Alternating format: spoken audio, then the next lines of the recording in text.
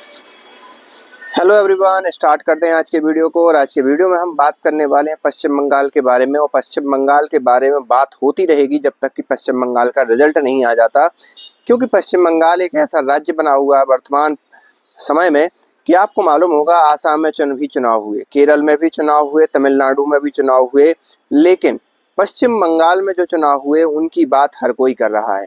उनकी बात करने का सबसे बड़ा कारण है ममता दीदी। ममता दीदी मतलब तृणमूल कांग्रेस की मुखिया, जिनकी सरकार सत्ता लगभग 2011 से और अभी तक चली है, लगभग 15 साल 3 बार वो जीत के आई हैं। और उन 3 बारों में तीन ही मतलब अलग अलग समय पर जीत के आई, लेकिन जब 2019 में भारतीय जनता पार्टी को एकदम से 20 सीटें मिल गई लोकसभा के अंदर, और ममता बनर्जी उस चीज़ को देखकर बौखला गई, क्योंकि वो उस समय एक थर्ड फ्रंट बनाना चाह रही थी और थर्ड फ्रंट के नेता के तौर पर खुद को प्रोजेक्ट करना चाह रही थी। लेकिन हुआ क्या, उसका उल्टा हुआ। 40 सीटें बंगाल की जनता ने भारतीय जनता पार्टी को दे दी और फिर ममता बनर्जी का कार्यक्रम शुरू होता है। एक कम्युनिस्ट शासन की तरह एक वायलेंट शासन स्टार्ट होता है। मतलब जो उनके विरोध में काम कर रहा था उनको डराने धमकाने के लिए ममता बनर्जी ने क्या क्या नहीं किया। कितने ही भारतीय जनता पार्टी के जो कार्यकर्ता थे उनको मरवाया गया, कितनी भारतीय जनता पार्टी के जो वोटर थे उन उसमें महिलाओं का रेप और हर एक प्रकार के जघन्य कृत्य शामिल हैं, जिनको सरकार के संरक्षण के अंदर किया गया। इसको आप दो तरीके से कह सकते हो कि जो भारतीय जनता पार्टी के कार्यकर्ता थे उनको डराने के लिए किया गया हो या मुस्लिम तुष्टीकरण के लिए किया गया हो। मतलब ममता बनर्जी ने एक साथ दो एक प्रकार से तीर चले, जिसमें मुस्लिम तुष्टीकरण भी हुआ और साथ ही साथ उनका जो भारतीय जनता पार्टी के वोटर या कार्यकर्ता थे उनको भी डराया गया। लेकिन आपको मालूम होगा जब आप किसी व्यक्ति को इतना न डरा दो कि उसका डर ही खत्म हो जाए, और यही हाल हुआ पश्चिम बंगाल के अंदर। हाल क्या हुआ, अभी तो लोगों के अंदर उन्होंने किस प्रकार से रिएक्ट किया ये तो 4 मई को ही पता चलेगा।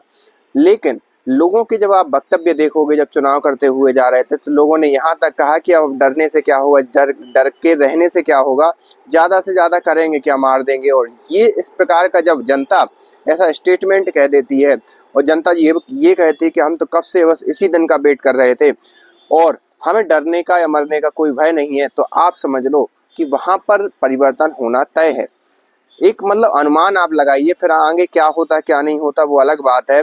लेकिन जहां जनता ये बोलने से कतरा रही हो कि भाई उसने किसको वोट दिया, अगर उसने वर्तमान पार्टी को वोट दिया तो सीधी सी बात है वो जनता उसके पक्ष में होगी, उसमें उसको स्पष्ट रूप से बोलेगी। लेकिन अगर जनता वहां पर क्या कर रही है, ये नहीं बता रही है कि उसने किसको वोट दिया, तो सीधी सी बात मान के चलिए कि विपक्षी पार्टी को वोट दिया गया है, जिसका वर्तमान में जनता को लग नहीं रहा कि उसका अभी शासन आएगा या नहीं आएगा या उसकी असमंजस की स्थिति है। वो बात अलग है कि सीआईएसएफ जो पिछली बार वापस चली गई थी, अभी केंद्र सरकार ने ये बोल दिया है कि भाई साहब जो सीआईएसएफ है वो वहां पर कंटिन्यूस रहेगी गवर्नमेंट के अगले आदेश तक आने के लिए। लेकिन यहाँ पर मुद्दा ये नहीं है कि पश्चिम बंगाल की बात क्यों हो रही है और ये सारी चीज़ें।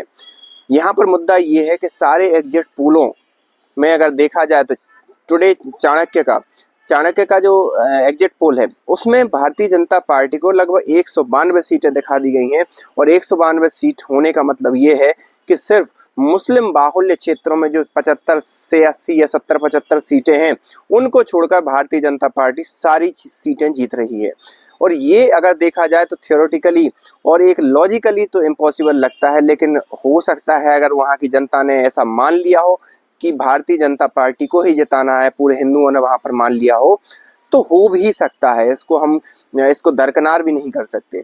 अब ये पोल कितने सही होंगे कितने गलत होंगे ये तो 4 मई को ही पता चलेगा, क्योंकि ये पोल हमने पिछले कई दिनों देखे हैं कि कई बार गलत भी साबित हुए हैं। लेकिन जब से 2019 के चुनाव में जो 400 से ज़्यादा उन्होंने जो सीटें दिखा दी थी भारतीय जनता पार्टी की, उसमें जिस प्रकार से इनको मुंह की खानी पड़ी, उसके बाद ये पोलस्टर हुए या जो एग्जिट पोल के लोग हुए बड़ी सावधानी से खुद का पोल एक प्रकार से प्रेजेंट करते हैं। और यही कारण रहा कि एक्सेस इंडिया टुडे का जो पोल था उसने पश्चिम बंगाल के पोल देने से मना कर दिया है, इसी डर के चक्कर में कि कहीं उनके जो एग्जिट पोल है वो खराब ना हो जाए या गलत ना हो जाए। तो उनकी एक प्रकार से उस पर एक उनकी वैल्यू उस पर एक प्रकार से प्रश्न चिन्ह खड़ा होता है।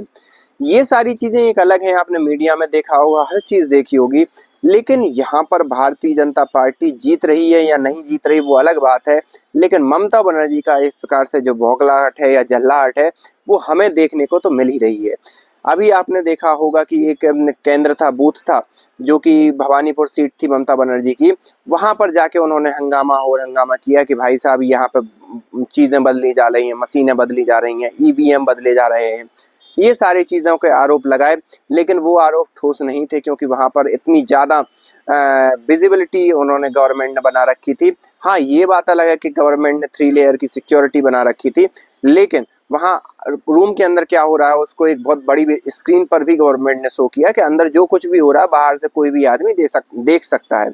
और अगर तृणमूल कांग्रेस को ऐसा लग रहा है तो वो अपने कार्यकर्ता भेज के इस चीज की पुख्ता कर सकते हैं कि वहां पर सही से काम हो रहा है या नहीं हो रहा है। तो एक तो यहाँ पर तृणमूल कांग्रेस को मुंह की खानी पड़ी। दूसरा, तृणमूल कांग्रेस का कहना ये था कि भाई जो जिस दिन काउंट होगी उस दिन जो राज्य सरकार के कर्मचारी हैं उनको वहां पर क्या किया जाए, इन्वॉल्व किया जाए। जबकि सरकार ने, जो चुनाव आयोग है, उसने स्पष्ट कर दिया है कि जितने भी जो कर्मचारी आएंगे वो कर्मचारी आएंगे केंद्र सरकार से, ना कि राज्य सरकार के कोई कर्मचारी का इन्फ्लुएंस होगा। तो इस चीज को लेकर ममता बनर्जी हाई कोर्ट गई। हाई कोर्ट ने इस चीज को ममता बनर्जी की दलील को नहीं माना और बाद में फिर ममता बनर्जी सुप्रीम कोर्ट गई तो सुप्रीम कोर्ट ने भी उसको नहीं माना। तो ये सारी चीजें यहाँ पर दो चीजों को इंगित करती हैं कि ममता बनर्जी को भी लग रहा है कि इस बार वो चुनाव हारने वाली है। हो सकता है जीत जाए, हो सकता है हार जाए, ये किसी को अभी पता नहीं है क्योंकि फाइनल रिजल्ट ही होता है। लेकिन अगर मान लो हार जाती हैं तो पहले से ही तैयारी कर रही हैं कि जनता के सामने उन्हें कैसे चीजों को प्रेजेंट करना है कि भाई उनकी हार उनके लिए हार नहीं हुई बल्कि ईवीएम के साथ भारतीय जनता पार्टी ने कुछ किया है और जिसके कारण उनकी हार हुई है।